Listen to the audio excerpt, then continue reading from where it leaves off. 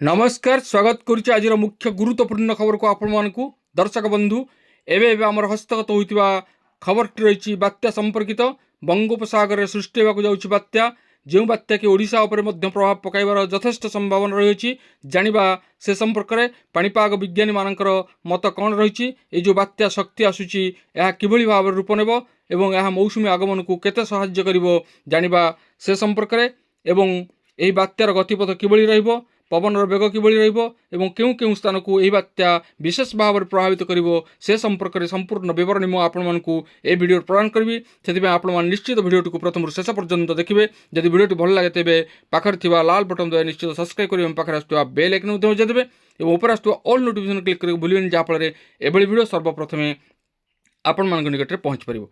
तेबे आसंतु जानिबा आज रही बात्या शक्ति संपर्कित विशेष गुरुत्वपूर्ण सूचना।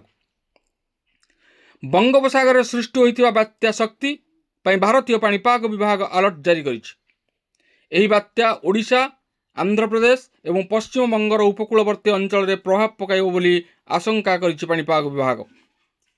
यह यात्री एवं मौसुमी ऋतु उपरे मध्य प्रभाव पकाई पारे। पाणीपाग विभाग उपकूलवर्ती अंचल में भारी वर्षा प्रबल पवन एवं समुद्र में उच्च जुआर होबार संभावना थिबा चेतावनी जारी करिछि। एही कारणरू ओडिशा एवं आंध्र प्रदेशर केतेक अंचल में विमान और ट्रेन चलाचल में बाधा सृष्टि होई पारे। यात्री मानकु सतर्क रहिबाकु एवं यात्रा आरंभ करिबा पूर्वरु स्थानीय पाणीपाग सूचना जांच करिबाकु परामर्श दैछि पाणीपाग विभाग। माछ धराळी को नहीं समुद्र को न जीवा पई मत्स्यजीवी मानकु मध्य चेतावनी जारी करा जायछि। बात्या शक्ति दक्षिण पश्चिम मौसुमी अग्रगति को प्रभावित करिपारे। पाणीपाग विशेषज्ञ माने कहते जे एही चक्रवात मौसुमी पवन को शक्तिशाली करिपारे जहाद्वारा उपकूलवर्ती राज्यगुड़िक अधिक वर्षा हेबार संभावना रही। तेबे यह मौसुमीर समय को मध्य विलंब करिपारे बोली आशंका करिछि। ओडिशा एवं आंध्र प्रदेश सरकार चक्रवात संभाव्य प्रभाव को मुकाबिला करने पाई प्रस्तुति आरंभ करिसेंति। जातीय विपर्यय मुकाबिला बाहिनी एवं राज्य विपर्यय मुकाबिला बाहिनी उपकूलवर्ती अंचल में मुतयन होइसेंति। लोकमानंकु निरापद स्थान को स्थानांतर करने पाई मध्य पदक्षेप निया जायछि। सारा राज्य रे जारी रही कालबैशाखी वर्षा।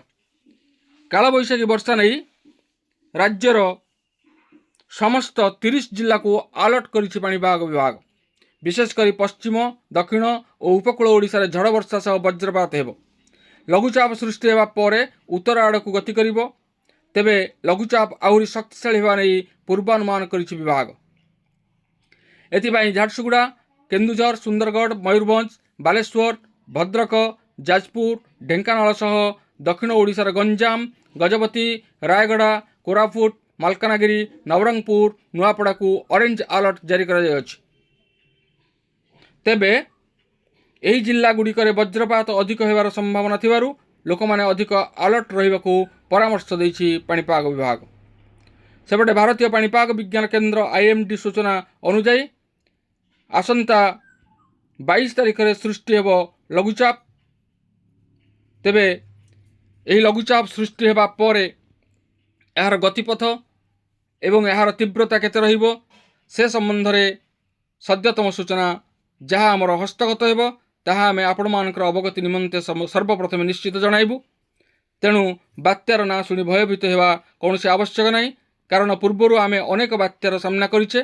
तेणु ए जो बात्या शक्ति आसुची यह जदि स्थलभाग छुए तेबे तार मुकाबिला आमे सठिक भाव में करि परिबा। तेणु भयभीत हेबार कौनसी कारण नहीं बा विब्रत हेबार कौनसी कारण नहीं।